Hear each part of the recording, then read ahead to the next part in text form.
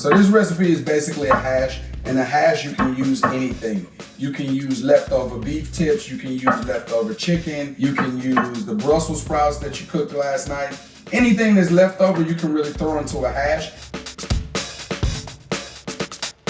Hello, I'm Gerald Sunbright, Chef de Cuisine of Knife and Spoon, here with you on Munchies today to cook a little bit of corned beef hash. Let's do it. So corned beef hash is one of those recipes that I just love. It's the first anticipatory meal that I've ever had. My grandmother made corned beef hash for me one time, and then I said to her, hey, is that possible for you to make this recipe for me another time?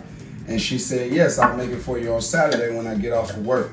It was just really interesting that the first time in my life that I ever wanted to have something and I couldn't get it instantaneously. And I think that's just so important nowadays. A lot of times we have instant gratification, but one of the cool things about being a chef, we have to wait for the perfect time to have that beautiful meal.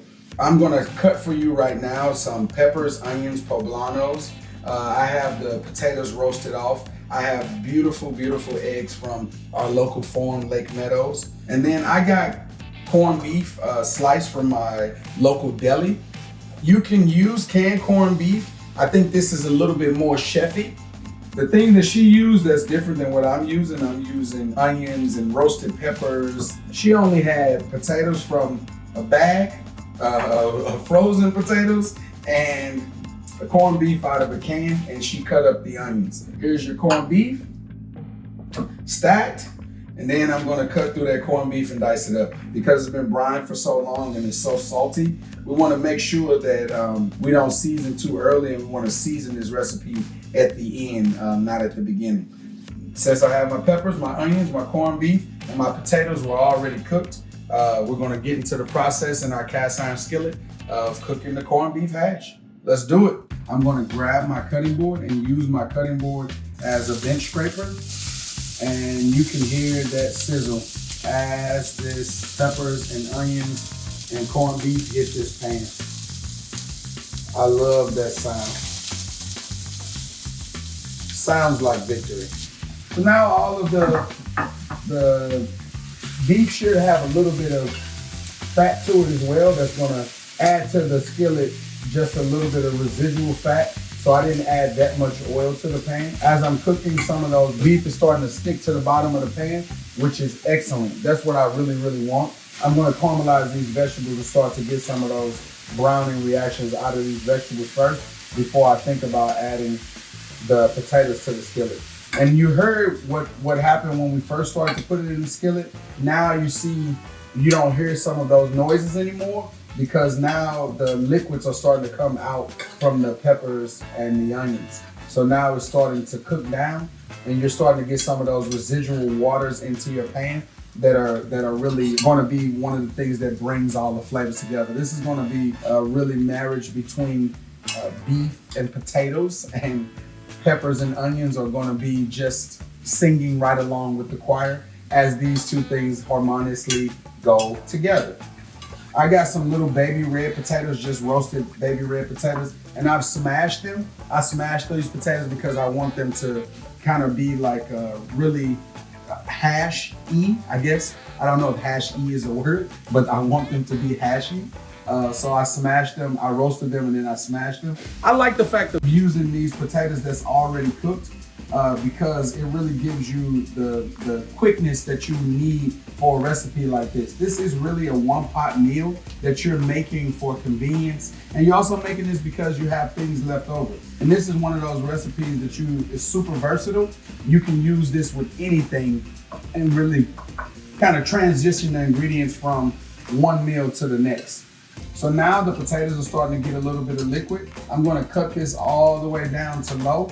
And as I cut this down to low, I'm gonna scrape the little potato bits off the bottom of the pan, smash a little bit more of those potatoes.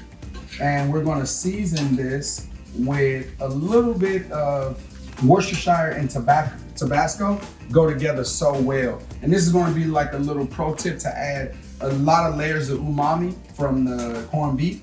And then the Tabasco is really gonna help to accentuate the peppers and onions. You'll see the brightness of the peppers because you're adding a little bit of heat here. One key thing about adding Tabasco to an ingredient while it's hot is that you will have to watch the back of your throat because you will see some heat in the atmosphere. And because I'm a chef, I'm gonna start to taste it right now. And I think that home cooks do not do this enough. You should be tasting your food. As you cook, you should be tasting, because how are you gonna know how to adjust the seasonings? The Tabasco and the Worcestershire is just a really good trick to accentuate. We're just gonna keep this low, scrape the bottom of the pan, get all that up, and we're gonna start working on our eggs.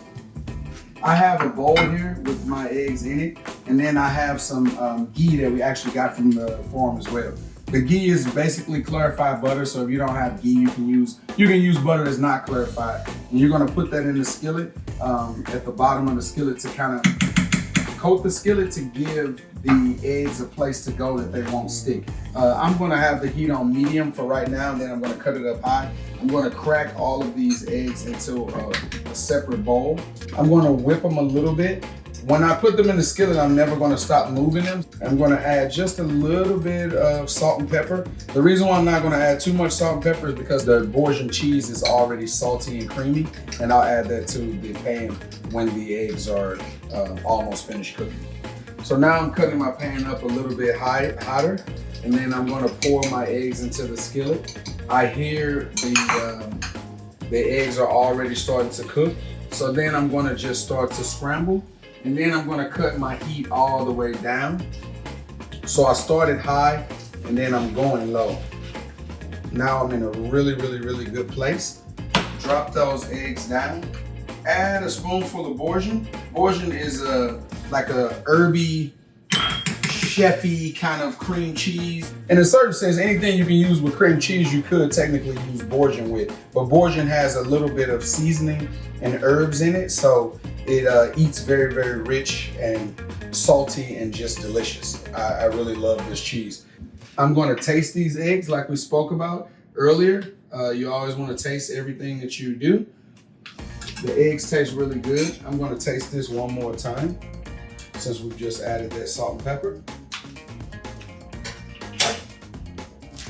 If I stop chewing, I can tell you that's good. That is really good. And then we have the corned beef hash on the plate, and I'm gonna just cascade those eggs right across the top of this corned beef hash.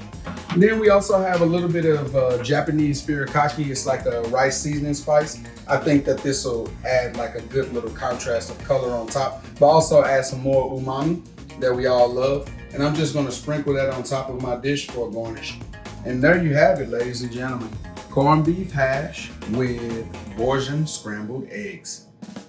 So now comes the moment of truth, ladies and gentlemen. You have your soft scrambled egg, you have your Bourguignon, a little bit of umami from the furikake, and I'm gonna dive right in. I love soft eggs. That is really good.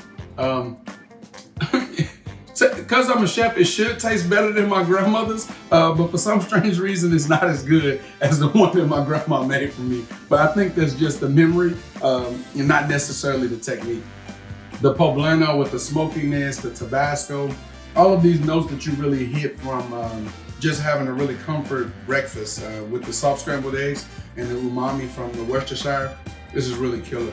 I should make this more often. For the recipe, hit the link below or come visit us at Knife and Spoon here in Central Florida. Enjoy.